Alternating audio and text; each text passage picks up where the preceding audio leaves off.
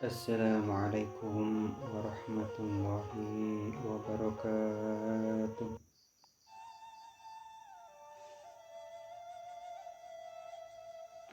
A'udzu billahi minasyaitonir rajim.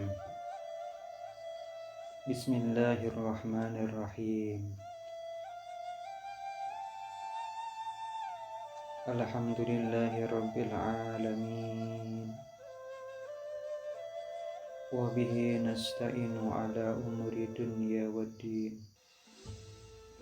Wa sallallahu wa sallama ala sayyidina Muhammadin wa ala alihi wa ashabihi wa man tabi'ahu bi ihsanin ila yaumiddin.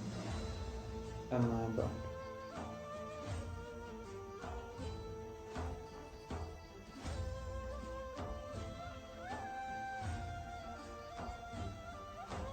Para pemirsa, pendengar setia channel Warung Hikmah dimanapun Anda berada,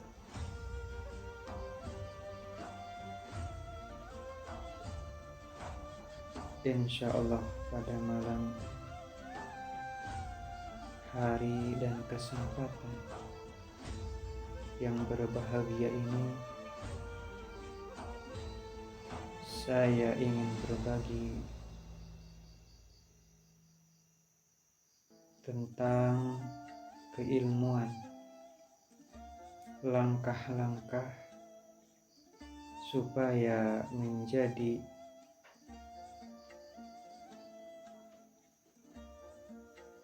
ahli dalam bidang keilmuan, dan supaya semua keilmuan yang sedang Anda pelajari atau yang kita pelajari lekas diijabah, mendapatkan ijabah yang signifikan, bukan katanya lagi, bukan kata orang atau kata siapapun, bahkan Anda sendiri yang akan merasakan keajaiban tersebut. Maka dari itu, simaklah baik-baik penjelasan yang saya akan terangkan kepada pemirsa Warung Hikmah Channel.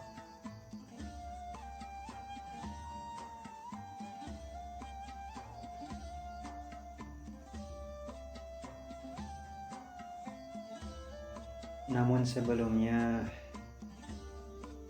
saya meminta keikhlasan kepada para pemirsa semuanya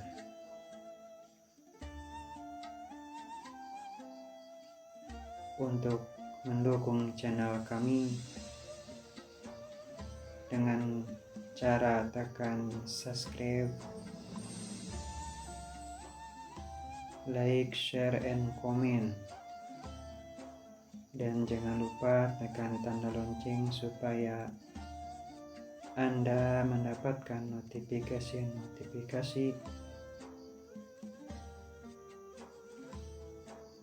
tentang video-video kajian-kajian terbaru dari Warung Hikmah Channel ini.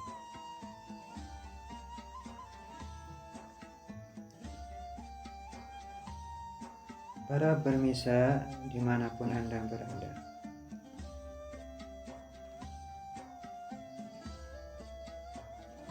mukadimah keterangan rahasia yang harus diperhatikan baik-baik di bawah ini agar Anda tidak termasuk golongan ahli batiniyah munharifah, yakni penganut kebatinan yang sesat, yaitu menjalaninya dengan tata cara khusus, bermunajat dengan cara ma'rifat. Sikap-sikap rahasia di bawah ini niscaya akan mendatangkan rahmat dan pertolongan Allah Subhanahu wa Ta'ala pada diri Anda secara spesial, khariqul adat, di luar kebiasaan pada umumnya. Timbul keajaiban-keajaiban atas ridho Allah Subhanahu wa Ta'ala. Ketika Anda sedang aktivitas apapun dan aktivitas lainnya, kecuali ketika Anda berada di tempat yang kotor, toilet, atau tempat-tempat yang najis,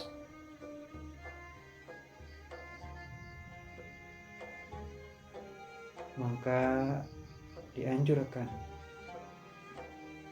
untuk selalu membaca, berzikir, mengingat Allah Subhanahu wa Ta'ala. Dianjurkan senantiasa mengagungkan Allah, membaca sholawat, zikir, mengingat kepada Allah Subhanahu wa Ta'ala. Hal ini sebagai firman-Nya yang tertera di dalam kitab suci Al-Quran. A'udzu billahi minasyaitonir rajim. Fazkuruni azkurkum washkuru li wa la takfurun.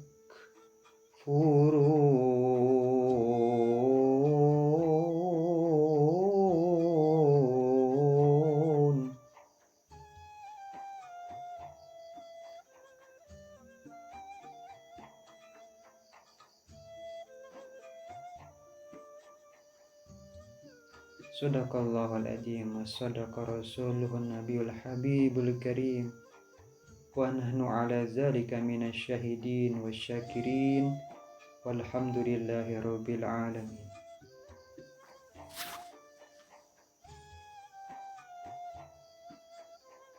Ingatlah Allah,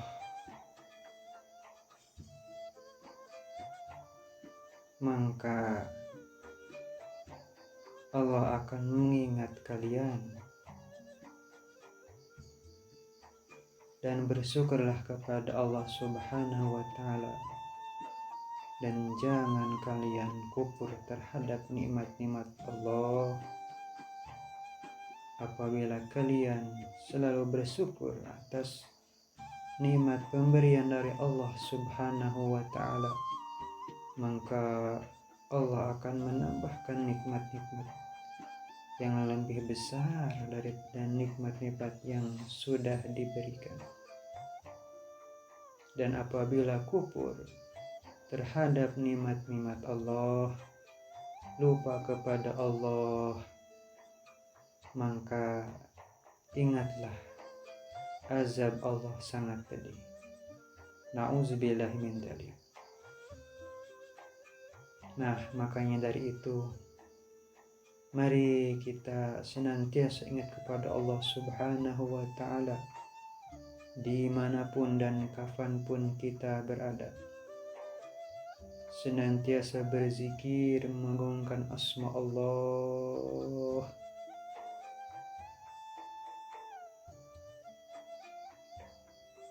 Bersolawat ke atas Nabi Muhammad SAW.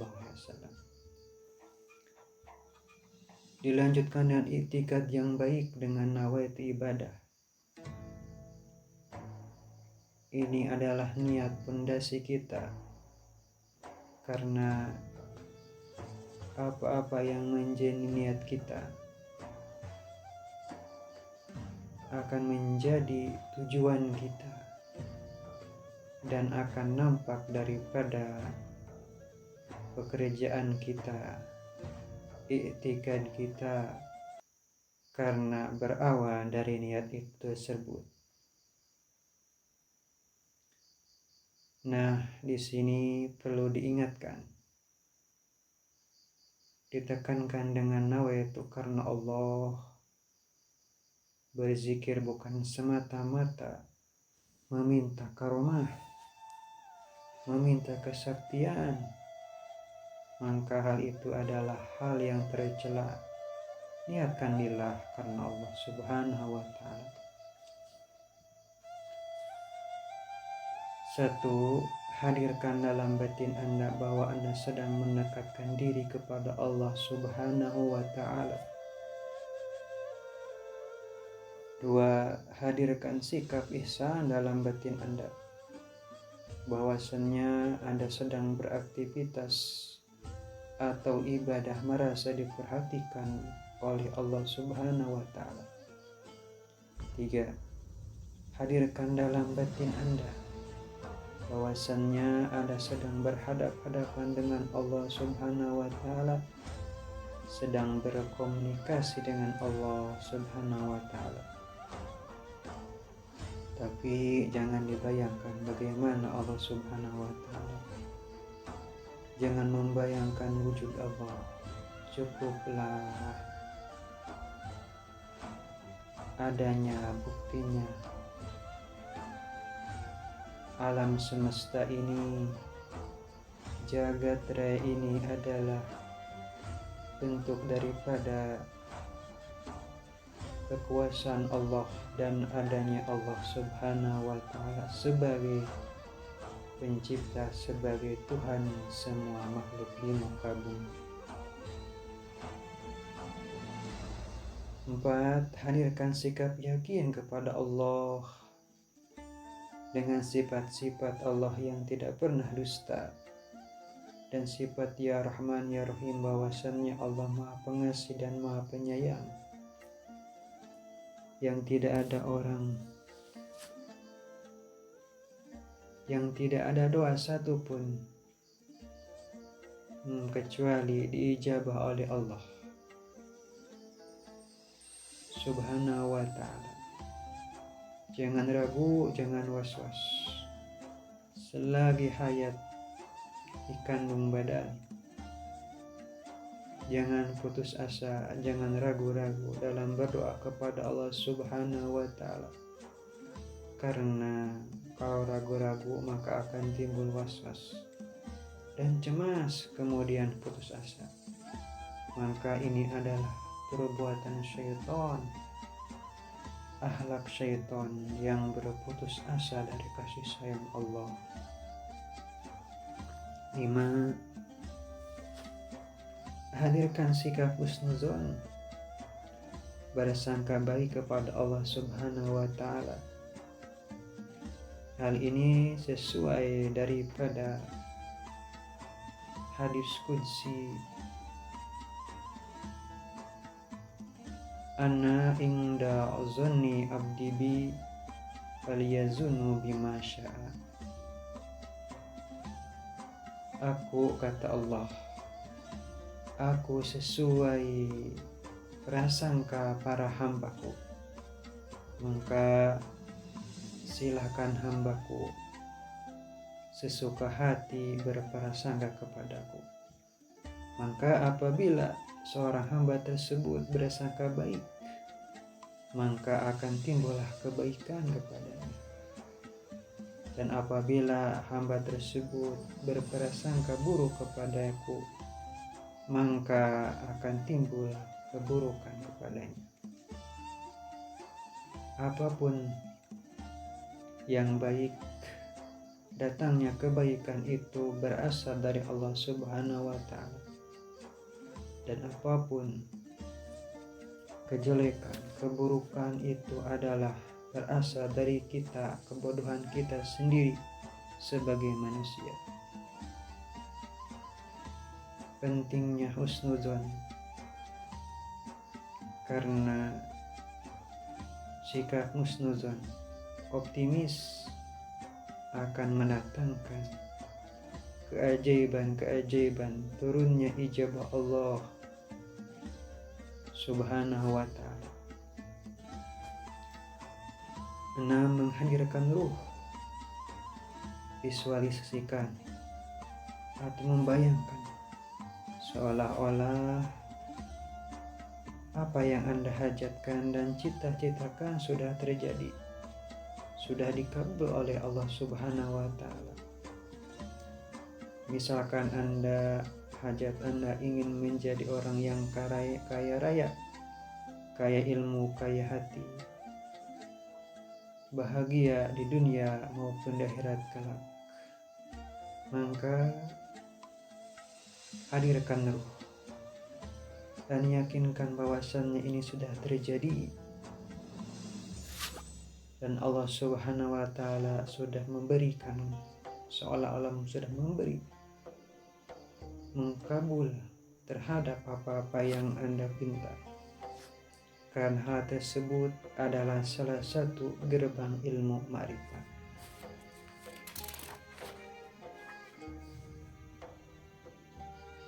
7.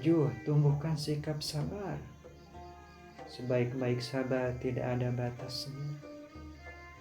Sabar dalam doa dan sabar ikhtiar lahir batin.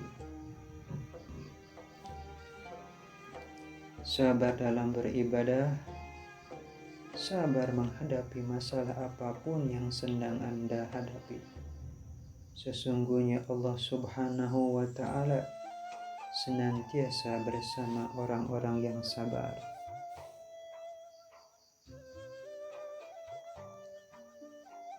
8. Tumbuhkan sikap tawakal dan berserah diri. Tawakal adalah modal utama dalam doa dan ikhtiar. Hajat yang kita cita-citakan agar rencana dan keinginan Anda sinkron dengan kehendak Allah Subhanahu wa ta'ala. Sebaik-baiknya sikap tawakal, berserah diri diaplikasikan di awal dan di akhir, sebelum dan sesudah melaksanakan terjun usaha dengan manusia, sabab kasab usaha dagang dengan manusia. Caranya yaitu sebelum Anda terjun usaha yang berhubungan dengan makhluk, dengan manusia, dengan sesama saudara, sebagai syariat terlebih dahulu laporan kepada Allah Subhanahu wa ta'ala dengan cara berdoa seperti ini.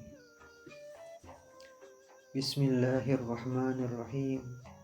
Sejak aku ibadah, sejak aku ikhtiar lillahi ta'ala, apapun hasilnya, aku berserah diri kepadamu ya Allah.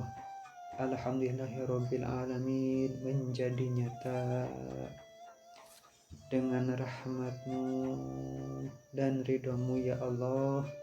Doa-doaku dan hajat-hajatku selaras dengan kehendak-Mu. Bismillahi tawakkaltu 'alallah, la haula wala quwwata illa billahil aliyil azim. 9. Pada hakikatnya yang menjadikan sabar adalah kehendak Allah Subhanahu wa ta'ala, dan yang memberikan ketentuan apapun adalah hak prerogatif Allah. Sebagai makhluk kita harus bertawadu, menjaga adab kepada Allah, bahwasannya kita tidak memiliki daya dan upaya kecuali atas pertolongan Allah Subhanahu wa ta'ala. Sikap ini adalah sikap tawakal kepada Allah, bahwa kita sangat memerlukan pertolongannya, dan Allah akan menyodorkan rahmat-Nya untuk menolong hajat-hajat sesuai yang kita inginkan, sehingga rencana Anda menjadi biiznillah sinkron dan selaras dengan kehendak Allah Subhanahu wa ta'ala. Dan jangan nunggu sampai mentok, sampai bingung baru bertawakal.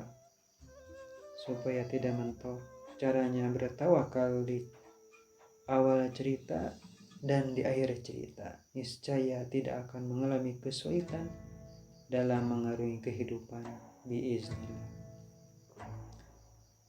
Yang ke-10, jika Anda gemar melakukan riyadhah disertai puasa, alangkah baiknya laksanakan terlebih dahulu puasa wajib yang pernah ditinggalkan secara sengaja, yaitu diniatkan dengan puasa qada sesuai dengan kemampuan Anda agar lebih mantap hasil riyadhahnya.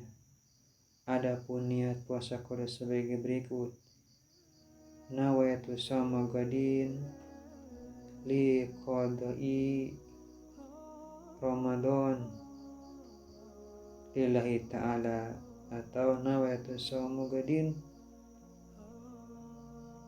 qada'an lillahi ta'ala.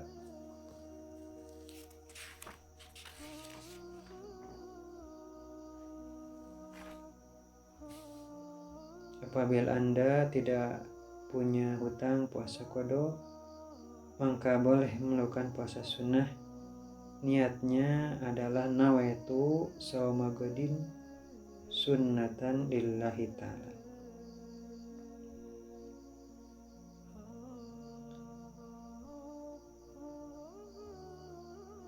Dan apabila Anda sering meninggalkan atau pernah meninggalkan sholat wajib 5 waktu, alangkah baiknya sembari mengamalkan riyadhah ilmu-ilmu atau zikir-zikir, doa-doa,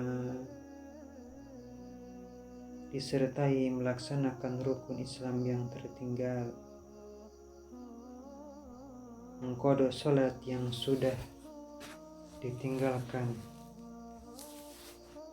Tentunya mengqadha sholat di sini ada beberapa alternatif. Di sini adalah mengqadha sholat yang dulu waktu kita lalai, disengaja. Nah, di sini adalah hukumnya wajib mengqadha. Niatkan qadha. Dan di sini mengqadha sholat itu tidak diharuskan pada waktunya.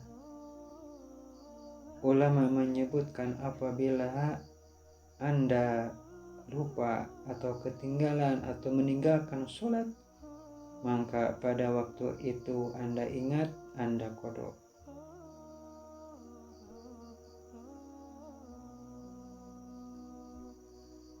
Kalau Anda tidak tahu berapa kali meninggalkan atau berapa tahunkah Anda meninggalkan sholat, maka di sini jangan bingung dan jangan ragu. Lakukan saja alternatifnya itu, di mana Anda setiap melaksanakan sholat fardu 5 waktu, misalkan maghrib, sesudah maghrib maka disambung lagi sholat qadha maghrib dan sholat yang lainnya, zuhur, subuh, asar, isya.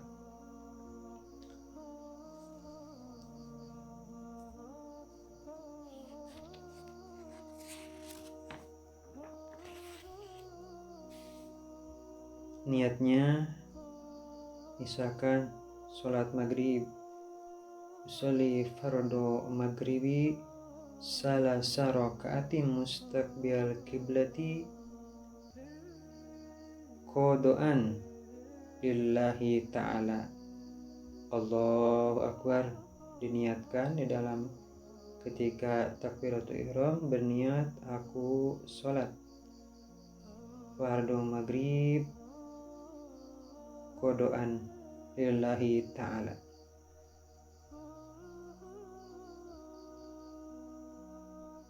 Yang selanjutnya, gemarlah bersedekah, karena dengan wasilah sebab sedekah akan mempercepat ijabah doa, tolak balahi, mengkifarati semua dosa-dosa, mempercepat terkabulnya doa, menderaskan rizki, dan menjadi orang yang kaya raya Amin ya rabbal alamin.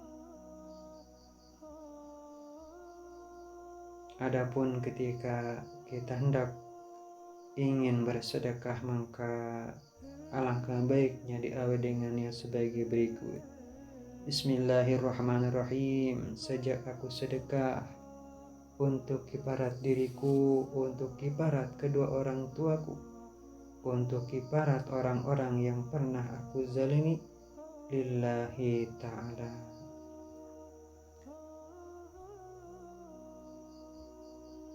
Selanjutnya, perlakukan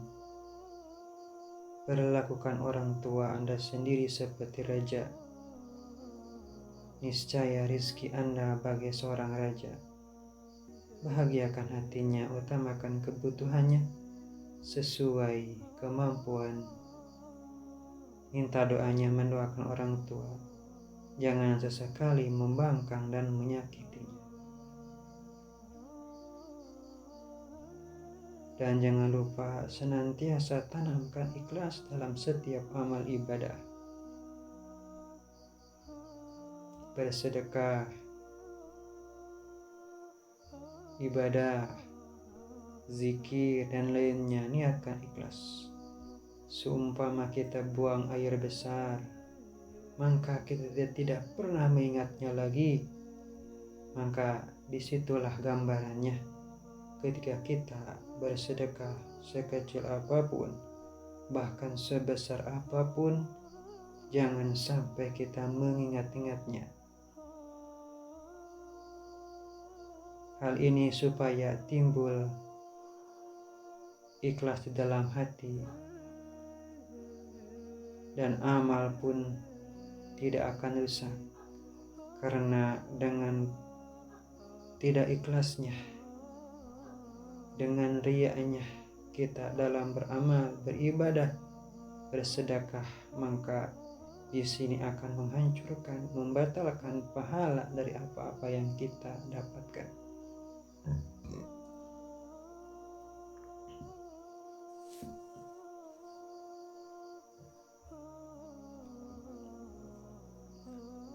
Apabila Anda sedang membaca, berzikir di malam hari atau di siang hari, dianjurkan untuk selalu memakai wangi-wangian. Dianjurkan untuk selalu suci dari semua hadas, suci pakaian, tempat,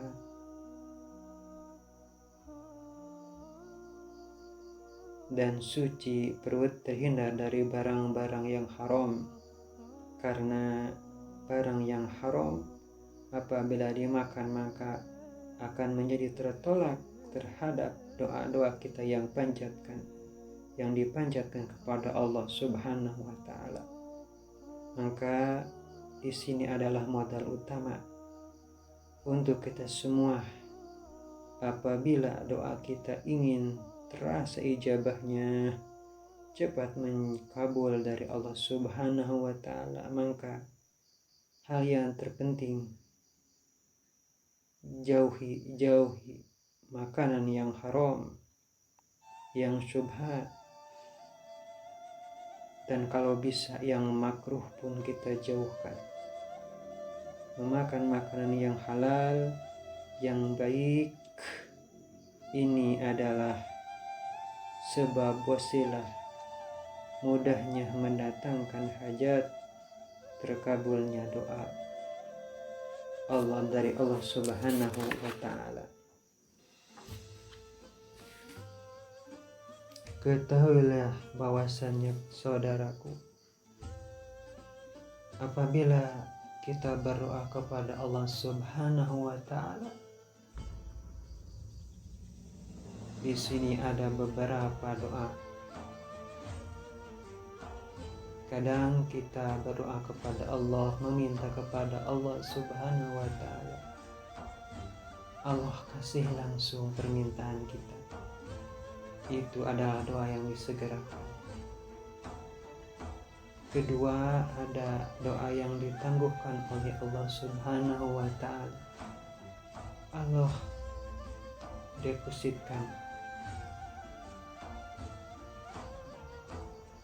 Allah simpan di akhirat supaya dia senantiasa bersabar, dan Allah Subhanahu wa Ta'ala tahu yang terbaik baginya.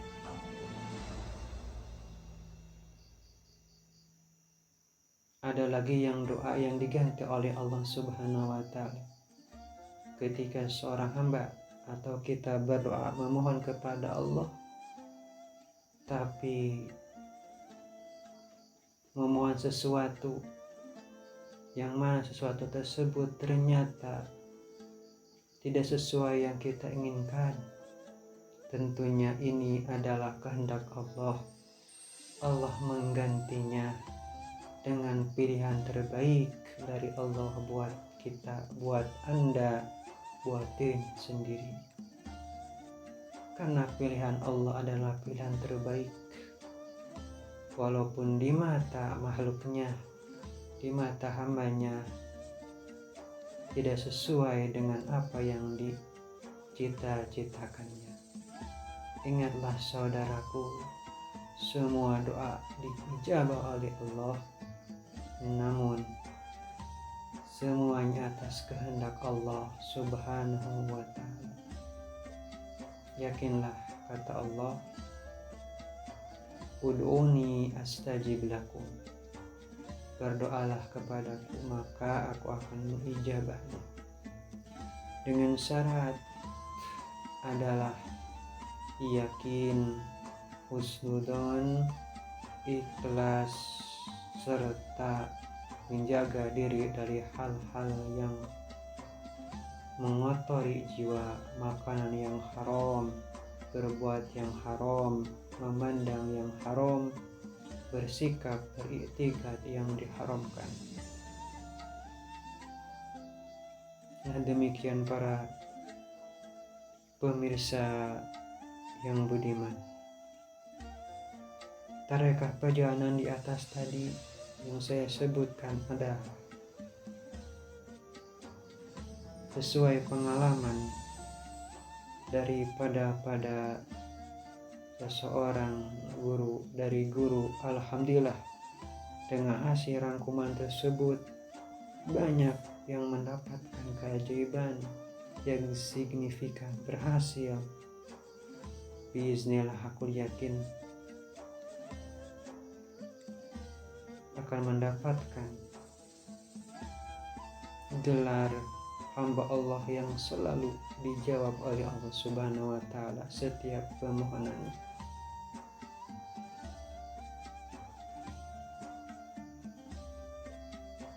Maka saya tekankan, apabila Anda ingin mendapatkan yang lebih dahsyat lagi, maka jalankan yang saya sudah jelaskan di atas tadi. Semoga bermanfaat. Amin ya robbal alamin. Mungkin dari saya cukup sekian. Mohon maaf atas segala kekurangan. Wabillahi taufiq wal hidayah. Wassalamualaikum warahmatullahi wabarakatuh.